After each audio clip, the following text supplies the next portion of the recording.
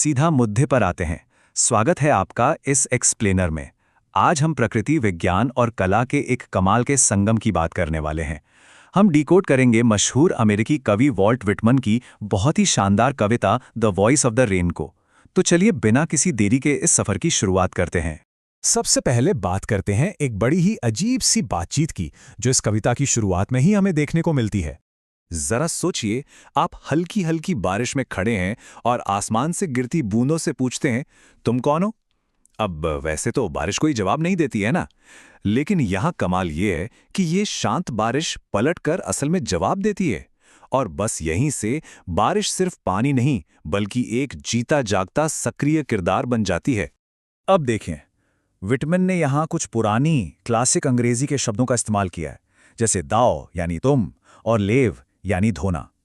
लेकिन अगर हम इन पुराने शब्दों को आज की मॉडर्न भाषा में डिकोड करें ना, तो इसके पीछे छिपा बारिश का संदेश एकदम साफ और सरल हो जाता है। चलिए अब आगे बढ़ते हैं उस हिस्से पर जहां बारिश अपनी वैज्ञानिक यात्रा को एक कविता के रूप में समझाती है। बारिश अपना परिचय देते हुए खुद को धरती की कविता बताती है। वो कहती है कि वो जमीन और विशाल समंदर से इम्पैल्पेबल रूप में उठती है। इम्पैल्पेबल का मतलब है जिसे छुआ न जा सके, जैसे अदृश्य भाप।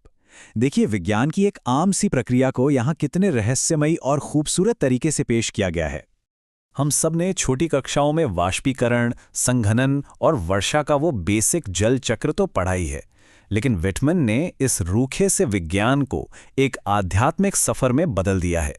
पानी का भाप बनना, बादल बनना और फिर वापस बरसना, ये सिर्फ मौसम का बदलना नहीं है, बल्कि प्रकृति का एक बहुत ही कलात्मक और निरंतर चलने वाला चक्र है।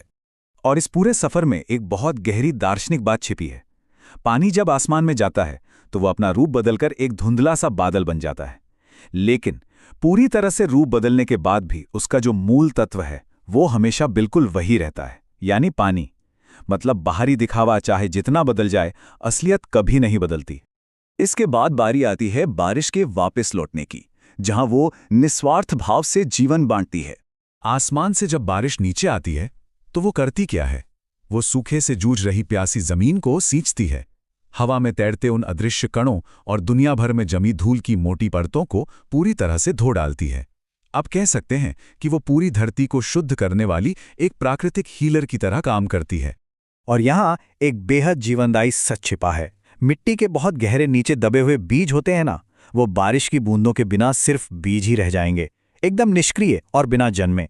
बारिश ही वो जादुई ताकत है जो उन बीजों को जगाती है और एक नया जीवन शुरू करने की शक्ति देती है। ये पूरी प्रक्रिया कितनी निस्वार्थ है, जरा सोचिए। बारिश दिन रात उसी धरती पर वापस लौटती है जहां से वो पैदा हुई थी। उसका एक ही मकसद है, अपनी जन्मभूमि को वापस जीवन, ताजगी और खूबसूरती लौटाना। ये हमें अपने जड़ों से जुड़े रहने की कितनी प्यारी सीख देता है। अब चलते हैं इस कविता के सबसे गहरे हिस्से की तरफ, जहां बारिश की तुलना एक गीत से की गई है। कविता के आखिर में एक गजब का रूपक गढ़ा गया है।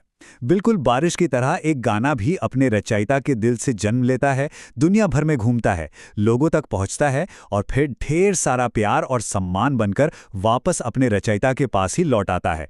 दोनों का सफर एकदम एक जैसा है। यहाँ एक मुहावरा है, रेक्ड और अनरेक्ड। इसका सीधा सा मतलब है चाहे कोई परवाह करे या न करे। जैसे बारिश निस्वार्थ भाव से बरसती रहती है, भले ही लोग कीचड़ की शिकायत क्यों न करें, ठीक वैसे ही एक सच्चा गीत या कलाकृति बस अपना काम करती है, बिना इस बात की परवाह किए कि कोई उसकी तारीफ कर रहा है या आलोचना। चलिए अब उन साहित्यिक उपकरणों या पोएटिक टूल्स पर नजर डालते हैं जिन्होंने विज्ञान और कला के इस संगम को इतना खास बनाया है। इस पूरी कविता का आधार ही पर्सोनिफिकेशन यानी मानवीकरण पर टिका है। बारिश का अपनी एक आवाज होना और हमसे इंसानों की तरह बात करना किसी बेजान चीज को मानवीय गुण देने का बेहतरीन उदाहरण है। इसी वजह से तो ये वैज्ञानिक प्रक्रिया हमें इतनी अपनी और इमोशनल लगने लगती है। दूसरा महत्वपूर्ण टूल है मेटाफोर यानी रूपक। बारिश सीधे सीधे खुद को एक कविता कह रही है। जिस तरह से बारिश गिरकर हमारी इस भौतिक धरती को हरा भरा करती है, उसी तरह एक बेहतरीन कविता इंसान की आत्मा को भीतर से सुकून और पोषण देती है।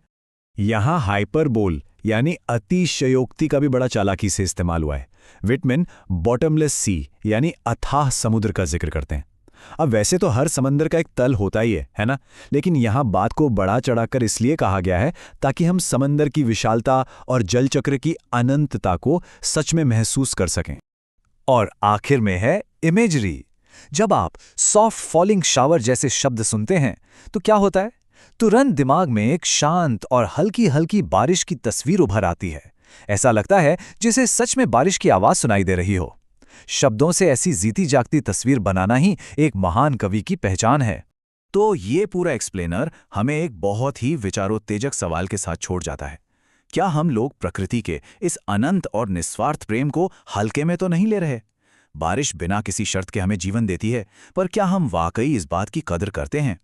अगली बार जब भी बारिश हो ना, तो बस कुछ पल के लिए रुकना और उसकी आवाज सुनने की कोशिश जरूर करना। इस एक्सप्लेनर का हिस्सा बनने के लिए आपका बहुत बहुत शुक्रिया।